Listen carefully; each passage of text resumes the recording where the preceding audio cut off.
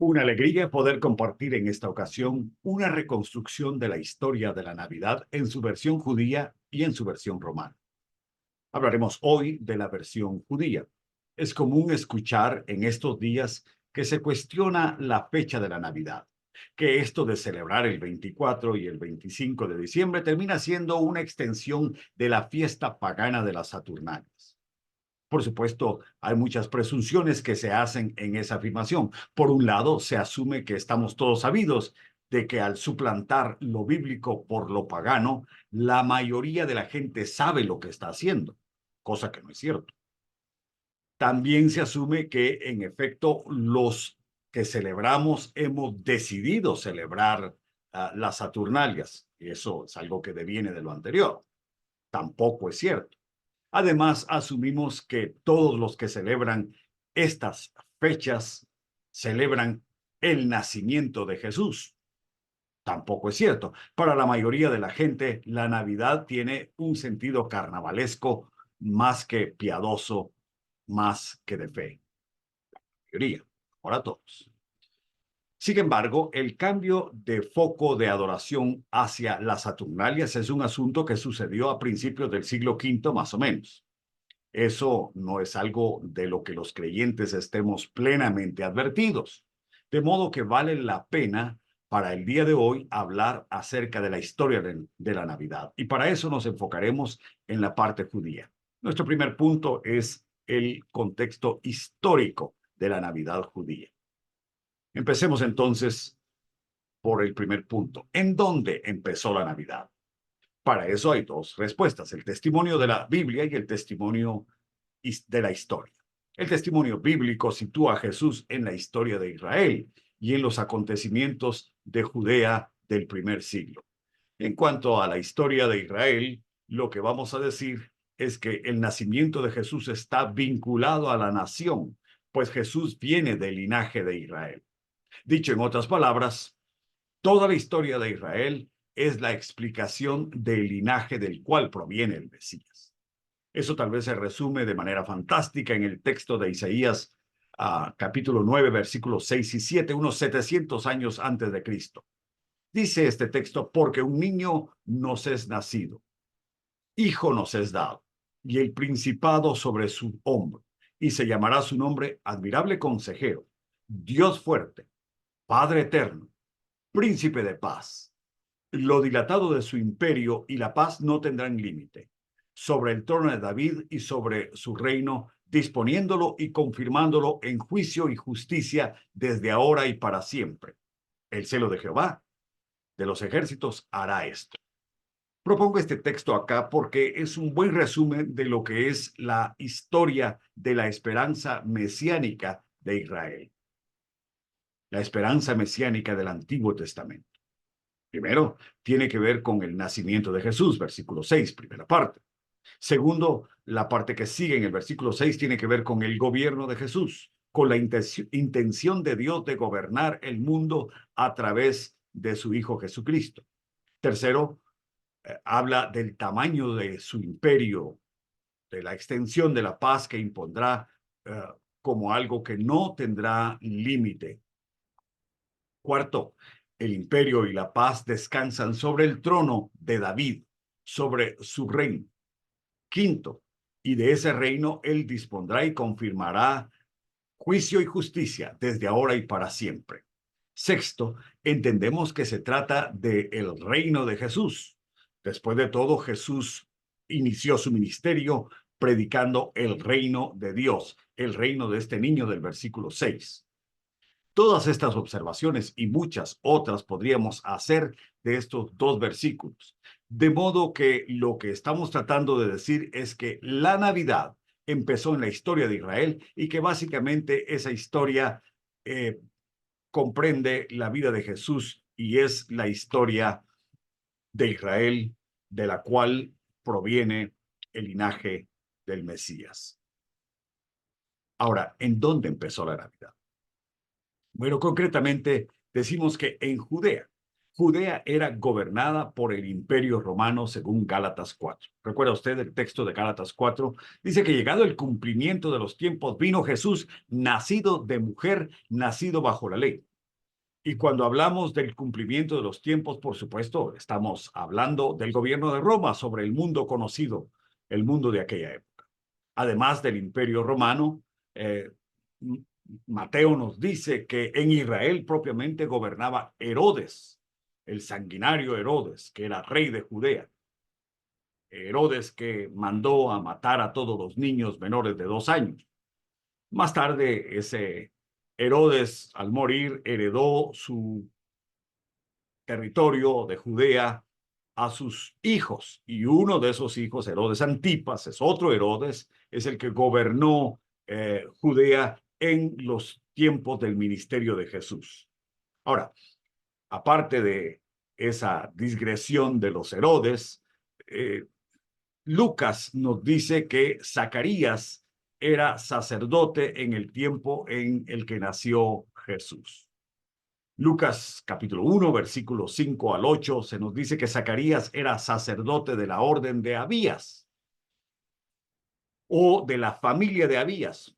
La explicación de estas clases u órdenes es que los sacerdotes para ofrecer sacrificios tomaban turnos y esos turnos se establecieron en el libro de Primero de Crónicas, capítulo 24. Crónicas nos cuenta que David escogió del sacerdote Sadoc a los descendientes Eleazar e Itamar. Eso se nos relata en Primero de Crónicas 24:3. Y se ofrece ahí el registro histórico de esto, porque en 24:10 se relata la clase de la cual provenía Zacarías, Abías, que nos menciona Lucas. La familia de Abías fue el 8º turno, que distribuido a lo largo del calendario judío, quiere decir que le tocaba ministrar más o menos entre el 13 y el 19 de junio del mes de Sivan. Esa es la época en que Zacarías estaría presente en el templo según Lucas 1:5 al 25. Y en el momento en el que Zacarías está ahí es cuando el ángel se le aparece y le hace el anuncio de que su esposa quedará encinta, quedará embarazada. En Lucas capítulo 1, versículo 11, dice que le apareció un ángel del Señor, puesto en pie a la derecha del altar del incienso, y se turbó Zacarías. Parece que Zacarías oraba por un niño porque el ángel le dice que su oración ha sido escuchada. Y agrega, y Elizabeth te dará a luz un hijo y llamará su nombre Juan. Capítulo 1, versículo 13 de Lucas. Eso sucedió en el turno de Abías, entre el 13 y 19 de junio, como ya dijimos. En lo que sigue del capítulo, Zacarías, pues termina su turno, va a su casa, se llega a su mujer y su mujer queda embarazada. Entonces sugerimos que el embarazo de Elizabeth, que siguió al anuncio del ángel, debió ocurrir más o menos a finales del mes de junio. Lucas 1:24 dice, después de aquellos días, concibió su mujer Elizabeth y se recluyó en casa por 5 meses. Esto sucedió el mes judío de Sivan. Este es el registro del tiempo en el cual el bautista fue concebido. Además, se menciona el 6º mes. En Lucas 1:26 dice, y el 6º mes, de la cronología que viene relatando, sucedió el anunciamiento a María. El ángel Gabriel fue enviado por Dios a una ciudad de Galilea llamada Nazaret. Y aquí viene entonces el anunciamiento a María. El 6º mes del embarazo de Elizabeth, según Lucas 1:26, confirmado en 1:36. El ángel le dice a María, he aquí tu parienta Elizabeth, ella también ha concebido en su vejez. Y este es el 6º mes para ella, la que llamaban estéril, razón por la cual oraba precisamente Zacarías. En otras palabras, queda establecido que María concibe el 6º mes del embarazo de Elizabeth. La diferencia de edad entre Juan el Bautista se colige de todo esto, es de 6 meses, como se establece en Lucas 1:36 en el anuncio de la concepción de Jesús. A continuación, en Lucas 1:39 al 56 se nos relata la visita de María a Elizabeth. Dice que se quedó con ella hasta el nacimiento de Juan el Bautista, según lo que leemos en Lucas 1:56. El versículo 56 dice, y se quedó María con ella como 3 meses. Los 3 meses después del sexto mes probablemente incluyen el alumbramiento mismo de Juan el Bautista. Relato que tenemos en Lucas capítulo 1, versículos 57 al 66. De modo que esto es lo que tiene que ver con Zacarías y con la posible fecha para la concepción de Jesús. Este es el contexto histórico de la Navidad. Ahora, hablemos de la cronología bíblica de la Navidad judía. Examinemos el contexto bíblico de la Navidad y qué dice sobre el Imperio Romano. En Lucas capítulo 2 se nos dice que el César era Augusto y que promulgó un edicto para censar a la población del imperio. Cirenio era el gobernador de Siria, según Lucas 2:1. ¿Qué más sabemos de este momento histórico? Bueno, Roma había removido a Arquelao como gobernador de Judea y en su lugar había colocado a Cirenio al norte, en Siria. El papel de Cirenio, digamos que era un papel muy similar al de Pilato.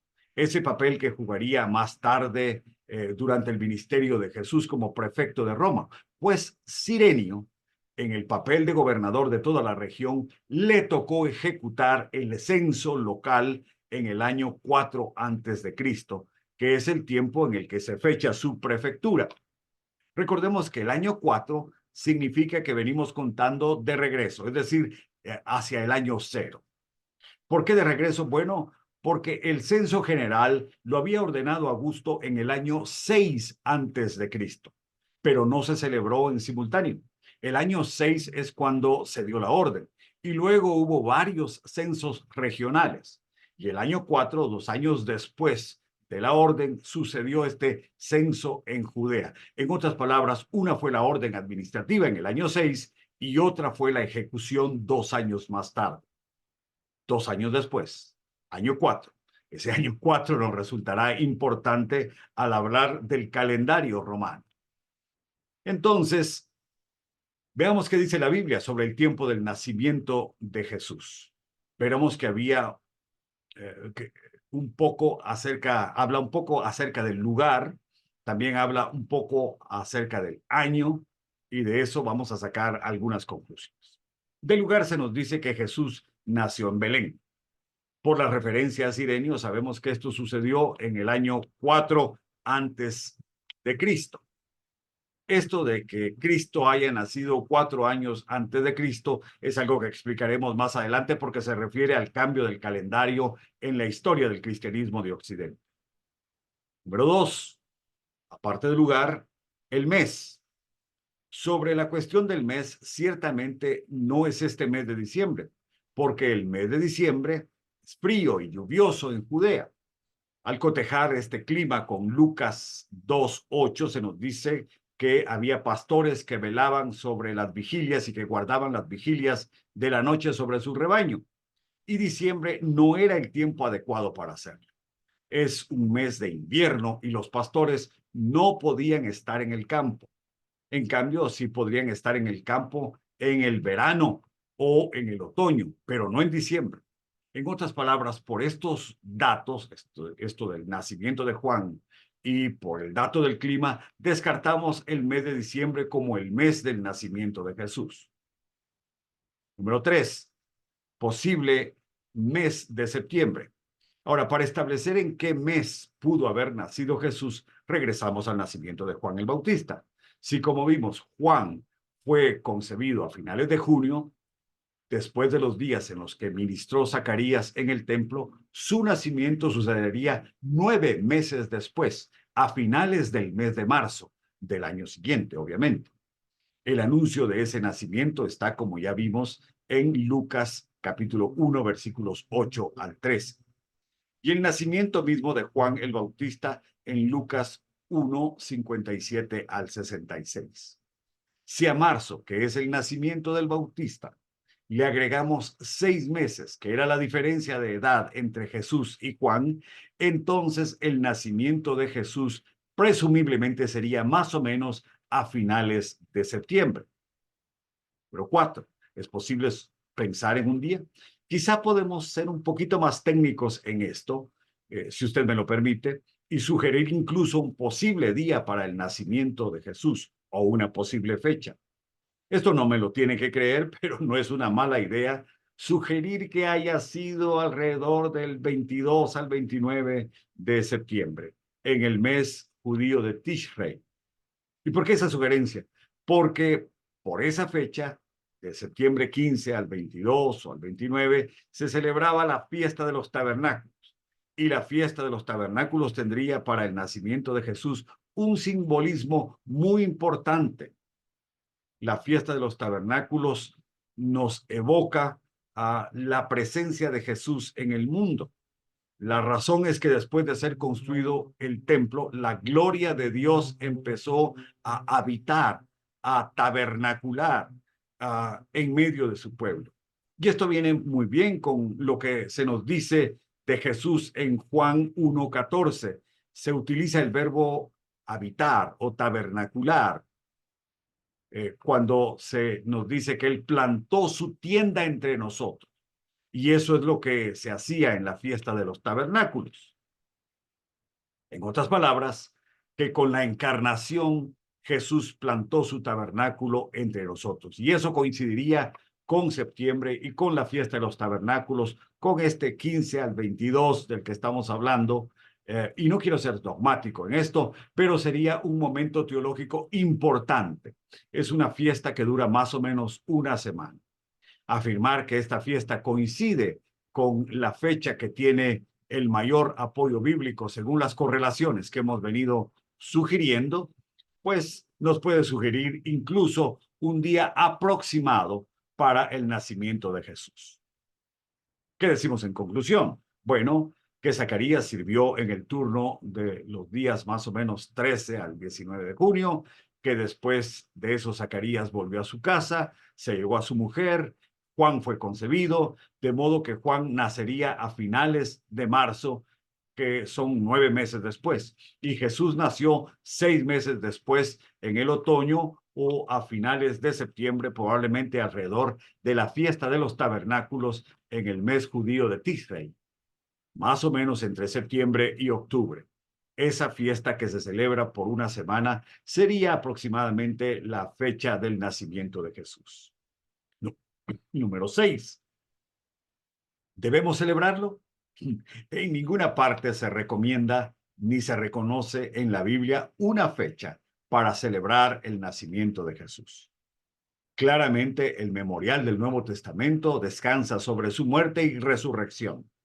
De su nacimiento solo se nos ofrece un relato, y este es un dato importante porque ni el libro de los Hechos, ni las cartas paulinas, ni petrinas, ni juánicas, ni los padres de la iglesia, los padres apostólicos, los padres apologistas, en ninguna parte nos recomiendan que celebremos el nacimiento de Jesús. No se registra la fecha cuando sucedió, más allá de estos indicios que hemos colegido el día de hoy, y lo hacemos de manera no dogmática.